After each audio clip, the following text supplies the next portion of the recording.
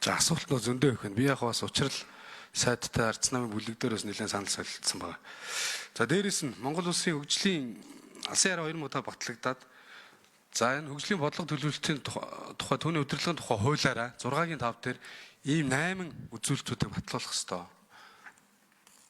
Тэгээ энэ орж ирээгүй. Энэ бол одоо ингээд 10 жилийн дунд хугацаанах. Тэгээд 5 жил, 4 жил, 1 жил гэж орж ирж байгаа байхгүй.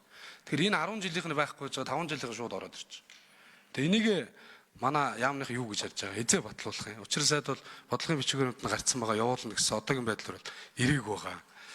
Тэгээд ер нь ярих гэдэг гол юм бол ерөөсөө энэ өмнө алдсан алдаануудаа засаж залруулж явахгүй болохгүй байна.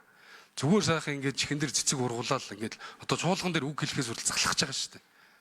Тэгээ нэг хариултыг хэдэн хариулттай асуусан болдог хариулсан болдог нэг ийм байдлаар улс өхөөрөө өгчихгүй шүү л гэж хэлэх гээд байгаа. За учрал сайд хариулъя.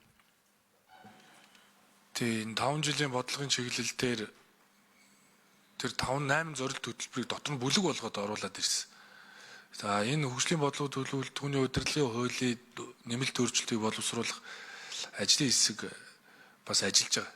Их хурлын гишүүдээс бүрдсэн. Тэр ажлын хэсгийнхэнтэй санал солилцлоо.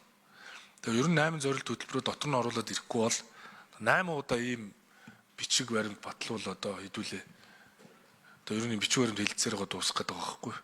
Тийм учраас ингээд ер нь бол боловсруулаад дууссан байгаа. Хуультай юм чи бид нар ажиллаа хийж байна. Гэхдээ ажлын хэсгийнхэн бол юу гэсэн бэ гэхээр энэ дотроо ингээд 8 зорилт хөтөлбөр бүлэг болгож оруулж нэг бодлогын баримтж болохгүй бол дахиад нэг 8 ийм бичиг баримт орж ирээд явах зохимжтой үгүй юу гэд бид нар өргөн барихаас эхлээд 5 жилийн чиглэлээ явуулчихъя гэд зогссон. Тэрнээс биш 8 зорилт хөтөлбөр бол боловсруулсан байгаа.